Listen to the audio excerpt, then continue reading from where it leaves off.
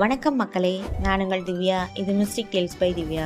இன்னைக்கு நம்ம பார்க்க போகிற மேட்டர் கொஞ்சம் திக் ரகம், ஆனால் சிரிக்காமல் இருக்க முடியாது. ஈஸ்டர்னு சொன்னாலே நமக்கு ஈஸ்டர் எக்கும் பிரியாணியும் தான் கண்ணு முன்னாடி வந்து நிற்கும்.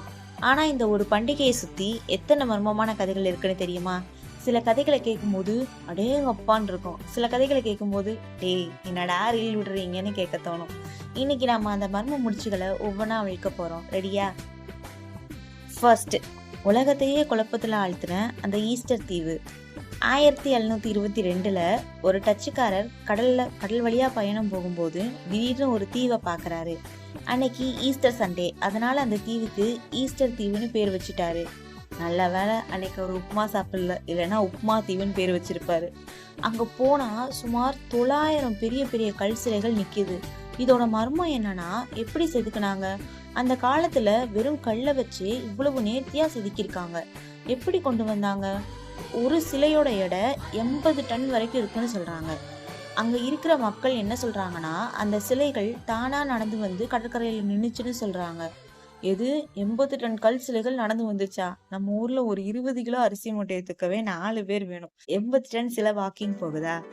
ஆனா ஆராய்ச்சியாளர்கள் என்ன சொல்றாங்கன்னா, கயிறு கட்டி ஒரு பக்கமா சாச்சு நடக்கிற மாதிரி நகர்த்தி கொண்டு வந்திருக்காங்கன்னு சொல்றாங்க. ஆனா ஏன் கடற்கரையை நோக்கி திரும்பி நிக்காம தீவை பார்த்து நிக்கிறாங்க? இதுதான் பெரிய மர்மம். அநேகமா யாராவது வராங்களான்னு பாக்குறத விட உள்ள யாரு என்ன பண்றாங்கன்னு வேவு பாக்குறாங்களோ. அடுத்தது ஈஸ்டர் பனி, அதாவது ஈஸ்டர் முயல். இதுக்கு பின்னாடி ஒரு பெரிய ஃப்ளாஷ்பேக் இருக்கு. 13th செஞ்சுரியில ஜெர்மனில ஈஸ்டர் அப்படிங்கிற ஒரு பெண் தேவதை இருந்தாங்களாம். ஒரு தடவை அவங்க ஒரு சின்ன பறவையை காப்பாற்றும் போது அந்த பறவைக்கு அதோட ரெக்கை உடைஞ்சு போயிடுச்சான். உடனே அந்த தேவதை அந்த பறவையை ஒரு முயலா மாத்திட்டாங்களாம். பறவை முயலா மாறினாலும் அதுக்கு ஒரு பழக்கம் மட்டும் மாறவே இல்லை. அது என்னன்னா, பறவை மாதிரி முட்டை போடுறது. இதனாலதான் ஈஸ்டர் முயல் வந்து முட்டை போடுதுன்னு ஒரு கதை இருக்குது. கேட்கறதுக்கு நல்லா தான் இருக்கு, ஆனா லாஜிக் எங்க? பறவைக்கு சிறகு போனா அதை ஹீல் பண்ண வேண்டியதானே, ஏன் முயலா மாத்தணும்? அதுவும் முட்டை போடுற முயல். இதை பார்க்கும்போது எனக்கு என்ன தோணுதுன்னா, அந்த காலத்துல யாரோ ஒருத்தர் முயல் ஏன் முட்டை போடுதுன்னு கேட்ட கேள்விக்கு பயந்து போய் இந்த கதையை சொல்லியிருப்பாங்க போல. இப்ப நம்ம ஒரு பெரிய ராபரி கேஸை தான் பார்க்க போறோம். ரஷ்யாவோட மன்னர் குடும்பத்துக்காக பீட்டர் கால் பெபர்ஜே அப்படிங்கிற ஒருத்தர் வருஷத்துக்கு ஒரு முட்டை வீதம் செஞ்சு கொடுத்துருக்காரு. இது சாதாரண முட்டை இல்லைங்க. முட்டைக்குள்ள ஒரு சின்ன தங்கம், அந்த தங்கத்துக்குள்ள ஒரு சின்ன வைரம்னு லேயரா இருக்கும். மொத்தம் 50க்கும் மேல இருந்த அந்த முட்டைகள்ல புரட்சி வெடிச்சப்போ 7 முட்டைகள் காணாம போயிடுச்சு.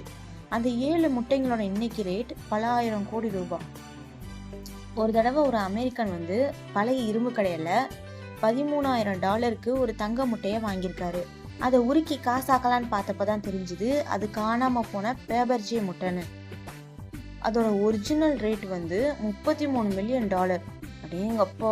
ஒருவேளை உங்க வீட்டுல பழைய முட்டை ஷேப்ல ஏதாவது பித்தளை செம்பு இருந்தா தூக்கி போட்டுறாதீங்க, கொஞ்சம் செக் பண்ணி பாருங்க, அது ரஷ்யா முட்டையா கூட இருக்கலாம்.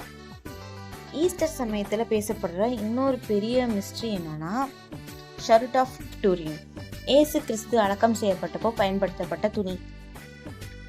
அந்த துணியில ஒரு மனித உருவம் அப்படியே பதிஞ்சிருக்கு. இது எப்படி பதிஞ்சிச்சு? யாராவது பெயிண்ட் பண்ணாங்களா, இல்லை இது ஒரு போட்டோகிராஃபிக் இம்ப்ரெஷனா? நவீன காலத்துல கார்பன் டேட்டிங் செஞ்சு பார்த்தப்போ இது 1300வது வருஷத்தை சேர்ந்ததுன்னு சொன்னாங்க. ஆனா அதை எப்படி செஞ்சாங்கன்னு இப்ப வரைக்கும் யாராலுமே கண்டுபிடிக்க முடியல.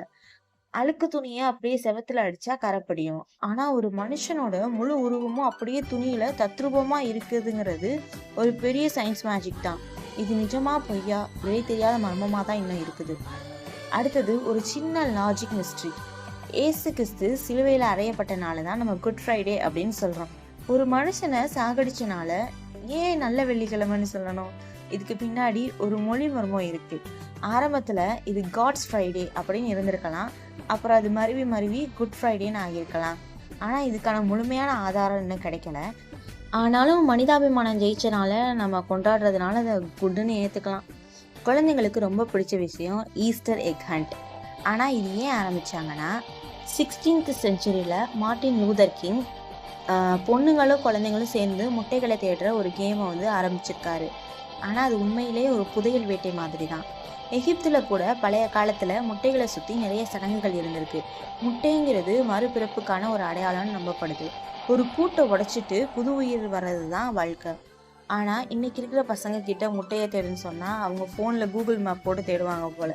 இல்லை அந்த செடிக்கு அடியில் ஒரு டேரி மில்க் முட்டை இருக்குடான்னு சொன்னால் தான் ஓடுவாங்க. ஆக மொத்த மக்களே, ஈஸ்டருங்கிறது வெறும் சாக்லேட் சாப்பிட்ற பண்டிகை மட்டும் இல்லை.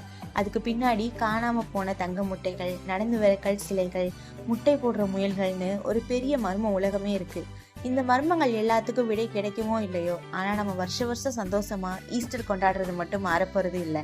உங்களுக்கு பிடிச்ச மர்மம் எதுன்னு கமெண்ட்டில் சொல்லுங்கள். அடுத்த வீடியோவில் இன்னும் ஒரு சூப்பரான கண்டென்ட்டோட வரேன். மறக்காமல் சப்ஸ்கிரைப் பண்ணிடுங்க. நான் உங்கள் திவ்யா. இது மிஸ்டிக் டேல்ஸ் பை திவ்யா.